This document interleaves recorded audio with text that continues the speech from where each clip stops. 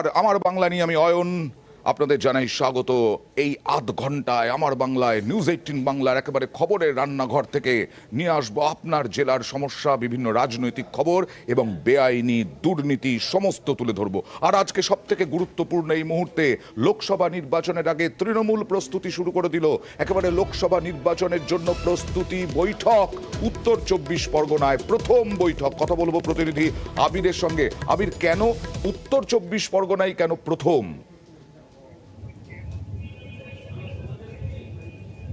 রাজনৈতিকভাবে উত্তর 24 পরগনা অত্যন্ত গুরুত্বপূর্ণ জেলা যে কোনো রাজনৈতিক দলের কাছে। তার কারণ হচ্ছে লোকসভার আসনের সংখ্যা, বিধানসভার আসনের সংখ্যা। তা যদি রাজ্যের বিভিন্ন জেলাগুলোর যদি পরিসংখ্যানের ভিত্তিতে বিচার করা হয়, তার মধ্যে দেখতে পাওয়া যায় উত্তর 24 পরগনা এগিয়ে রয়েছে।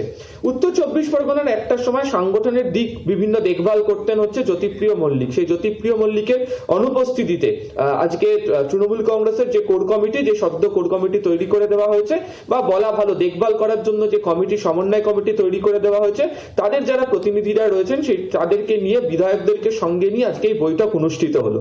এই বৈঠকের ক্ষেত্রে উত্তর 24 পরগনার ক্ষেত্রে দুটো জেলা ভীষণভাবে নজরে, দুটো জায়গা সাংগঠনিক দিক থেকে ভীষণভাবে নজরে। তার মধ্যে প্রথমটাই হচ্ছে বনগা সাংগঠনিক, দ্বিতীয়ত হচ্ছে ব্যারাকপুর। আমরা জানি যে 2019-এর লোকসভা নির্বাচনের যদি ফল বিশ্লেষণ করতে দেখা যায়, তাহলে দেখতে পাওয়া যাবে যে এই দুটি জায়গা বনগা এবং ব্যারাকপুর দুটোই হচ্ছে যে সাংসদ, সেটা হচ্ছে বিজেপি ছিনিয়ে নিতে পেরেছিল। 2021-এর ক্ষেত্রেও দেখতে পাওয়া যায় যে ব্যারাকপুর শিল্পাঞ্চলে তৃণমূল কংগ্রেসের ফল ভালো হলেও বনগার মতো জায়গাতে তৃণমূল কংগ্রেসের ফল খারাপ হয়। কারণ মতুয়া ফ্যাক্টর, এবং এই মতুয়াদের পাশে রয়েছে এই বার্তা উভয় পক্ষই দেওয়ার একাধিকবার চেষ্টা করেছে। তৃণমূল কংগ্রেস তাদের ফল আত্মবিশ্লেষণ করতে গিয়ে দেখতে পেয়েছে যে বহু জায়গাতে দলের যারা কর্মীরা বা নেতারা যারা রয়েছেন, তারা এই সমস্ত জায়গাগুলির ক্ষেত্রে তাদের কোথাও একটা পিছপা হয়ে গিয়েছে। তারা সেই জায়গাতে কোথাও নজরদারির অভাবে থেকে গিয়েছে। সেই বিষয়টা যাতে লোকসভার মুখে না থাকে, সেই কারণেই যে নেতাদেরকে দায়িত্ব দেওয়া হয়েছে। মল্লিক ছাড়া আবির, এটাও তো একটা ফ্যাক্টর। আমি একেবারে শুরুতেই সেটা বললাম যে জ্যোতিপ্রিয় মল্লিককে ছাড়া আজকে প্রথম এই বৈঠকটি হয়ে গেল, এবং আমি শুরুতেই সেটাই বললাম যে জ্যোতিপ্রিয় মল্লিককে ছাড়াই এই আজকের এই বৈঠকটি হয়ে গেল, যে ক্ষেত্রে দাঁড়িয়ে এই সংগঠনকে সামনে রেখে, কোনো গোষ্ঠীদ্বন্দ্ব না রেখে, কোনো ধরনের ফাঁকফোকর না রেখে যাতে তৃণমূল কংগ্রেস এগোতে পারে, সেই কারণেই আজকের এই বৈঠকটি তারা করলেন। এবং সেদিক থেকে দেখতে গেলে রাজনৈতিকভাবে উত্তর 24 পরগনার বৈঠক গুরুত্বপূর্ণ। ধন্যবাদ। শোভনদেব চট্টোপাধ্যায় কি বলছেন দেখুন। মূলত সংগঠনের উপরে জোর দেওয়ার কথা বলা হয়েছে। একদম গ্রাসরুট পর্যন্ত সংগঠনটা যাতে চূড়ান্ত শক্তিশালী হয়, যাতে আমরা আগামী নির্বাচনে সবাই মিলে ঐক্যবদ্ধভাবে একটা লড়াই করতে পারি, সেটাই নিয়ে একটা প্রাথমিক আলোচনা হলো। এরপরে মমতা বন্দ্যোপাধ্যায় জানিয়ে দিয়েছেন 15 দিন অন্তর আমাদের সভা করতে হবে। আমরা এরপরে আরও ডিটেলিং করবো, আর কি নিচের তলার দিকে যাব। জ্যোতিপ্রিয় মল্লিক উত্তর 24 পরগনার নেতা, স্বাভাবিকভাবে এরকম ধরনের মানুষের অনুপস্থিতি কিছুটা তার প্রভাব পড়বেই। সেই গ্যাপগুলো ফিল আপ করবো কীভাবে, সেটা নিয়েই তো বৈঠক। আগরপাড়ায় ডাকাত বউ, নিজের বাড়িতেই ডাকাতির ছক। কি বৃত্তান্ত মঞ্জু সিং এই যে অভিযুক্ত, কথা বলবো প্রতিনিধি অরুণ ঘোষের সঙ্গে। অরুণ, হঠাৎ নিজের বাড়িতেই ডাকাতির ছক কেন? দেখো, নিজের বাড়িতে নিজে ডাকাতি ছক করার কারণ হচ্ছে তিনি, এই ভদ্রমহিলা মঞ্জু সিং, 10ই নভেম্বর তিনি তার বাড়িতে একটি ডাকাতির ছক করেছিলেন। পিছনের দরজা, তিনি স্বামী স্ত্রী বাইরে ছিলেন, বিশেষ তার মেয়েকে হাত পা বেঁধে রেখে তারা বাইরে যায়। তারপর এই ছকটা তিনি ফাঁদেন। তারপর যখন ডাকাতরা পেছনের দরজা দিয়ে ডাকাতি করে কয়েক লক্ষ টাকা সোনার জিনিস নিয়ে চম্পট দিয়েছিল, সেই ঘটনা তদন্ত নামে খড়দহ থানার পুলিশ। তারপর কিন্তু তদন্ত নামে পুলিশ জানতে পারে এই ঘটনার নেপথ্যে রয়েছে বাড়ির গৃহকর্ত্রী মঞ্জু সিং। তিনি এই ডাকাতদের সঙ্গে যোগসাজশ করেছিলেন, এবং তার যে সোনার গহনাগুলো ছিল সেগুলো তিনি একটা বিভিন্ন জায়গা থেকে তিনি অর্থকারী সেই সংস্থাগুলো আছে, সেখান থেকে তিনি প্রচুর টাকা লোন নিয়েছিলেন নিজে ব্যবসা করবেন বলে। সেই ব্যবসায় তার ঘাটা যাচ্ছিল, এবং শুধু তাই নয়, ব্যবসায় ঘাটা যাওয়ার পর তার দুদিন পরেই ছিল ছট পুজো। আমাদের একটা ছট পুজো একটা নিয়ম আছে, তার স্ত্রীরা গয়নাগাটি পরে, নন বেঙ্গলিদের মধ্যে একটা ধারণা আছে। ফলে সেই গয়না তার স্বামী চাইতে পারে বা কোথায় আছে জানতে পারে, সে জানতে চাইতে পারে। সেই ঘটনার কথা মাথায় রেখেই স্ত্রী এই গল্পটা ফাঁদে, যাতে স্বামী জানতে না পারে। তারপর কিন্তু পুলিশ তদন্ত নামে, এবং তদন্ত নেমে এই ঘটনার কিনারা উদ্ধার করে যে ঘরের মধ্যেই রয়েছে আসল ডাকাত। তারপর এখন পুলিশ তদন্ত চালাচ্ছে। এবং এতে এই যে নিজের বাড়িতেই ডাকাতির ছক, কি শাস্তি পেতে পারেন আইনজীবী বলবেন। আগারপাড়া যেটা সোকল ড্যাকোয়াইটি, ওটা বেসিক্যালি ফলস কেস। যে মেয়েটি অভিযোগ করেছিল, মানে ওনার মাটা অভিযোগ করেছিলেন কি আমার মেয়ের কাছ থেকে কিছুজন আসলো আর এই বন্দুক দেখিয়ে এটা করলো, সেটা সত্যি নয়। আমরা ইনভেস্টিগেশন করার পরে এটা জানতে পেরেছি কি উনি কোনো ফাইন্যান্সিয়াল ট্রাবলে ছিলেন। তাই জন্যে যেই ট্রাবলটার জন্য উনি কিছু গহনা যেটা যেটা বলেছিলেন চুরি ডাকাতি হয়ে গেছে, সেইগুলোকে উনি বন্ধক রাখিয়েছিলেন এন্ড কিছু টাকাটা নিয়েছিলেন। উনি স্বীকার করেছেন। আমরা যার কাছে বন্ধক রাখিয়েছিল সেটাও আমরা সব প্রমাণটা পেয়ে গেছি। তো ওটা আমরা অ্যাকর্ডিংলি ফাইনাল রিপোর্ট নিজের বাড়িতে যদি কেউ ডাকাতি শখ করে, সেই বাড়িতে আদৌ সেই বাড়িতে সব ধরনের দ্রব্যমূল্য সেটা কার কার, সেই মালিকানা কার কার, যিনি বাড়িতে থাকেন তার নাও হতে পারে, হয়তো ওনার পরিবারের অন্য কারু, সে তাহলেও কিন্তু সেখানে ডাকাতির ধারা সম্পূর্ণভাবে সংযুক্তিকরণ সম্ভব। এবং সেক্ষেত্রে সেই বিষয়টাও তদন্তে খতিয়ে দেখা উচিত যে কার মালিকানা জিনিসপত্র বা কিসের জন্য এই ডাকাতির ছক করেছিলেন। ডাকাতি করার একই উদ্দেশ্যে সবাই মিলে ডাকাতি প্ররোচনা করেন, তাহলে অবশ্যই আপনারা জানেন 120B বা 64 ধারাতে তারাও সমানভাবে দোষী, এবং যদি বিচারে তাদের দোষ প্রমাণিত হয় তারাও কনভিক্টেড হবে। চুরি দেখিয়েছি, ম্যানগ্রোভ চুরি দেখিয়েছি, এবং তার সঙ্গে সঙ্গে এবার দেখাবো, দেখুন, ধূপগুড়ি এবং পূর্ব মেদিনীপুরের কাঁথিতে সরকারি গাছ কেটে ফাঁক করে দিচ্ছে চোরেরা।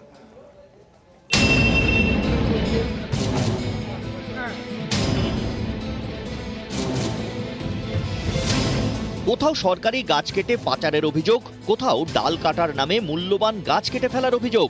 এ নিয়ে চাঞ্চল্য পূর্ব মেদিনীপুর ও জলপাইগুড়িতে। পূর্ব মেদিনীপুরের কাঁথির মানিকপুর গ্রাম, সেখানেই রাস্তার দুপাশে সরকারি গাছ কেটে পাচারের অভিযোগ উঠেছে তৃণমূলের অঞ্চল সভাপতি তথা পঞ্চায়েত সদস্য আশিস দাসের বিরুদ্ধে। অভিযোগকারী গ্রাম পঞ্চায়েতের নির্দল সদস্য রাজেশ মাইতি, যদিও অভিযোগ অস্বীকার করেছেন আশিস। এখানকার পঞ্চায়েতের মেম্বার সর্দা অঞ্চলের তৃণমূলের অঞ্চল সভাপতি আশিস দাস, তিনার নেতৃত্বে গাছ কাটা হচ্ছিল। আমি এসে প্রতিরোধ করি। তিনি আমাকে নানা প্রকার ফোনে হুমকি দিয়েছেন, কোনো টেন্ডার হয়নি, পদক্ষেপ যদি না নেয় আমরা বৃহত্তর আন্দোলনে পথে যাব। তিনি অ্যালিগেশনটা তুলেছেন না, তেনার বিরুদ্ধে ভুরি ভুরি অ্যালিগেশন আছে, এটা সম্পূর্ণ মিথ্যা কথা। আমি এ ব্যাপারে ইনভলভ কেন হতে যাবো? আমি এগুলো কিছুই জানলাম না, আর কিছুই জানিও না। আমি গাছ কাটতে গেছিলাম না, আমাকে কেউ গাছ কাটতে দেখেছে না, আমি কাকে অর্ডার দিয়েছি না কি? কারণ মিথ্যা কথা। সহযোগিতা না থাকলে, কোনো কিছু না হলে রাতের অন্ধকারে এত গাছ কাটা সম্ভব নয়। তো কি কারণে হলো, কিভাবে হলো, কে যুক্ত আছে, এটা আমরা তদন্ত সাপেক্ষে বলতে পারব। এদিকে ডাল কাটার নামে বড় বড় গাছ কেটে নেওয়ার অভিযোগে চাঞ্চল্য ধূপগুড়িতে। ধূপগুড়ি থেকে নাথুয়াগামী রাজ্য সড়কের দুপাশে থাকা গাছের ডাল ছাঁটাই হওয়ার কথা, তেমনই অনুমতি দিয়েছিল বন দপ্তর। কিন্তু ছোট ডালের নামে কাটা হচ্ছে গাছের বড় বড় মোটা ডাল, এমনকি বড় গাছও কেটে ফেলা হয়েছে। এটা তো কাটা হয়েছে 1 সপ্তাহ হয়েছে, তবে কে কিসের জন্য কাটছে বলতে পারলাম না। গাছ কাটা নিয়ে পিডব্লিউডির বিরুদ্ধে সরব হয়েছেন স্থানীয়দের অনেকেই। ডাল তো সবই কেটে নিছে, আমরা তো কোনো কথাই বলতে পারি না, কথা বললেই তো সমস্যা। যদিও বড় ডাল কিংবা গাছ কাটার কথা অস্বীকার করেছেন পিডব্লিউডি কর্মীরা। গাছ কাটা না, ডাল কাটা হচ্ছে। 2-1টা ডাল হচ্ছে কাটা হয়েছে, সেটা হচ্ছে রাস্তার সামনেই কাটা হচ্ছে। এ বিষয়ে প্রতিক্রিয়া নিতে যাওয়া হয়েছিল পিডব্লিউডির অ্যাসিস্ট্যান্ট ইঞ্জিনিয়ারের ধূপগুড়ির দপ্তরে, কিন্তু সেখানে তার দেখা মেলেনি। এমনকি বারবার ফোন করা হলেও পাওয়া যায়নি। নিউজ 18 বাংলা। সরকারের নজরে আনি, প্রশাসনের নজরে আনি। আপনারা চাকরি দিতে পারেননি বা কাজ দিতে পারেননি, সেই কারণে যিনি অঙ্গনওয়াড়ি কেন্দ্রের জন্য ঘর দিয়েছিলেন তিনি আজ দাদাগিরি দেখাচ্ছেন, না তার ফলে 52 জন শিশু মিড ডে মিল পাচ্ছে না, পুষ্টি পাচ্ছে না। ব্যবস্থা করুন।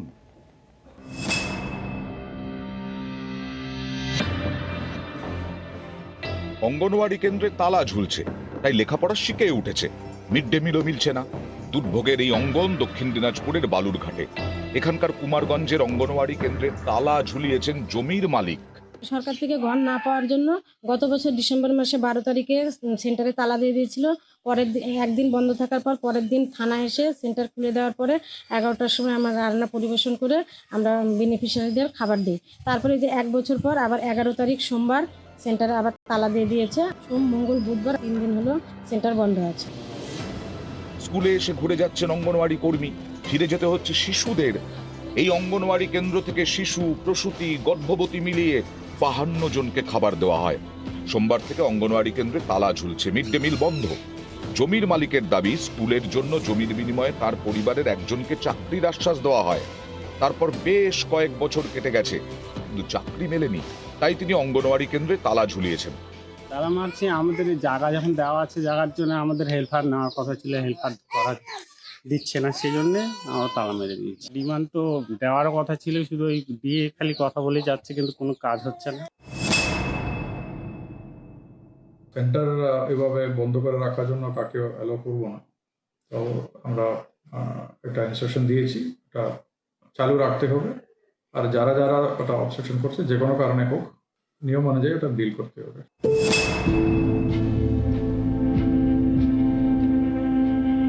অঙ্গনওয়াড়ি কেন্দ্রের খিচুড়িতে আবার টিকটিকি। চাঞ্চল্যকর অভিযোগ পশ্চিম মেদিনীপুরের চন্দ্রকোনা লোড়পুরে। সেই খিচুড়ি খেয়ে অনেকেই অসুস্থ হয়ে পড়েন বলে অভিযোগ। অসুস্থদের মধ্যে বেশিরভাগই শিশু। টিকটিকিটা দেখেছি, ঝোলসা রান্না হয়ে গেছে, মানে হ্যাঁ বড় বাচ্চা খেয়েছি, আমিও খেয়েছি, আমার মা, আমরা মায়ের চিনবেটাই খেয়েছি। একটা খাবারে কিছু পড়ে টরে গিয়েছিল, তার জন্য কিছু বাচ্চা এফেক্টেড হয়েছে, কিছু বাচ্চা বাড়িতে আছে, আর কিছু বাচ্চা আমাদের হসপিটালে এসেছে। তাদেরকে আমরা চেক আপ করে যথাযথ চিকিৎসা দেওয়া হচ্ছে। ভয়ের কোনো কারণেই টোটাল ব্যাপারটা কন্ট্রোলে আছে আমাদের। খিচুড়িটা মানে খাবারটা নিয়ে গেছে ঘরেতে, এবারে এখানে যদি পড়ে থাকে তাহলে তো আমরা দেখতে পাবো খাবারটা দেওয়ার সময়। এবারে বাড়ি থেকে কারো যদি পড়েও থাকে, সেখান থেকে যদি কেউ আনে, সেটাও তো আমরা বলতে পারবো না। মানে খাবারটাই টিকটিকি এখানে পড়েনি সেটা। নিউজ 18 বাংলা। হাজারবার প্রশাসনের কাছে গেলেও, পঞ্চায়েতের কাছে গেলেও, বিডিওর কাছে গেলেও, জেলা পরিষদের কাছে গেলেও রাস্তা সারাই আর হয় না। এ তো বহুবার দেখিয়েছি। আপনাদেরকে কি কটাক্ষ করছেন দেখুন একটা গ্রামের মানুষ। এই দেখুন, কাকতারুয়া দাসপুরে কাকতারুয়া বসিয়ে দিয়েছেন রাস্তায়, রাজ্য সড়ক, সেটাই সারানো হচ্ছে না। আর স্বইচ্ছায় দান করুন, কেউ যদি পয়সা দিয়ে যান, টাকা দিয়ে যান, সেই টাকায় হবে রাস্তা সারাই। দেখুন,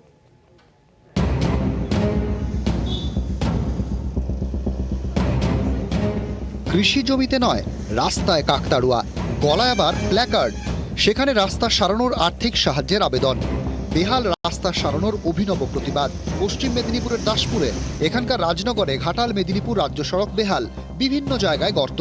স্থানীয়দের দাবি, বেহাল রাস্তায় মাঝে মধ্যেই ঘটে দুর্ঘটনা। রাস্তা সারানোর দাবিতে তাই রাস্তায় কাকতাড়ুয়া রেখে অভিনব প্রতিবাদে গ্রামবাসীরা। এই রাস্তাটা সারানোর জন্য আমরা ওইটা লিখেছি আর কি। আর ওই রাস্তাটা বারবার এখানটা দিয়ে প্রচণ্ড অ্যাক্সিডেন্ট হয়, আর রাস্তাটা যত সারাচ্ছে ততই এখানে খারাপ হয়ে যাচ্ছে। রাস্তার মাঝে গর্ত, তার উপরে দাঁড়িয়ে কাকতাড়ুয়া। বেহাল রাস্তায় মরণ ফাঁদ থেকে বাঁচাচ্ছে এই কাকতাড়ুয়া। 1 মাস 2 মাস যাবে নি, আবার খারাপ হয়ে যাচ্ছে। তো এরকম হয়নি, বাগিছে 2বার 3বার বাগিছে, পূজার সময় বাগালো, তারপর একবার বাগালো, সেই তো আবার খারাপ হয়ে যাচ্ছে। কেন বারবার এই জায়গাটাই খারাপ হচ্ছে? খারাপ হচ্ছে কিভাবে, কি বাগায় তারাই জানে, আমরা কি করে জানবো বলো। নিউজ 18 বাংলার খবরের জের। উত্তর দিনাজপুরের গোয়ালপুকুরে শুরু রাস্তা সারাই। গোয়ালপুকুরের লোধন থেকে সোনামতি পর্যন্ত 16 কিলোমিটার রাস্তা কঙ্কালসার। সোমবার সেই খবর দেখানো হয় নিউজ 18 বাংলায়। তারপরেই তৎপর প্রশাসন। বুধবার শুরু রাস্তা সারানোর কাজ। নিউজ 18-এর মাধ্যমে কিছুদিন আগে আমরা একটা খবর দেখছিলাম, এই রাস্তার কথা আপনারা তুলেছিলেন। তো আজকে এই রাস্তার কাজ শুরু হয়েছে। হ্যাঁ, এই কাজ দেখে আমরা এখানকার গোয়ালপুরের মানুষ অনেক খুশি। নিউজ 18-কে আমরা ধন্যবাদ জানাচ্ছি। গোয়ালপুকুরের তৃণমূল বিধায়ক তথা পরিবেশ মন্ত্রী গোলাম রব্বানির উপস্থিতিতে রাস্তা সারানোর কাজ শুরু হয়। 22 কোটি টাকা অ্যামাউন্ট 15 কিলোমিটার 7 মিটার চড়া হবে। 1,15,000 কোটি টাকা আটকে আছে আমাদের। জিএসটির টাকা যেটা ফাট হবে আমরা পাবো না, ওই টাকাটা না পাওয়ার জন্য লেট হয়েছে। সোমবার নিউজ 18 বাংলায় বেহাল খবর, আর বুধবার রাস্তা সারানোর কাজ শুরু। 16 কিলোমিটার রাস্তা সারাতে বরাদ্দ 22 কোটি। সুকান্ত চক্রবর্তী এবং চঞ্চল মোদক, নিউজ 18 বাংলা। প্রায়ই দেখাই বিভিন্ন গ্রামীণ হাসপাতালে, স্বাস্থ্য কেন্দ্রে ডাক্তার নেই, গ্রুপ ডি কর্মী তিনি ডাক্তারি করছেন মানুষের। আর দুটো হাসপাতালে জলপাইগুড়িতে একজন ডাক্তার, মানুষের নয়, গরু ছাগলের। তাই এত অবহেলা। আর ওই ডাক্তারকে 22 থেকে 24 কিলোমিটার এই হাসপাতালের দূরত্বে ছোটাছুটি করতে হয়। কি অবস্থা দেখুন আমার বাংলার শেষে।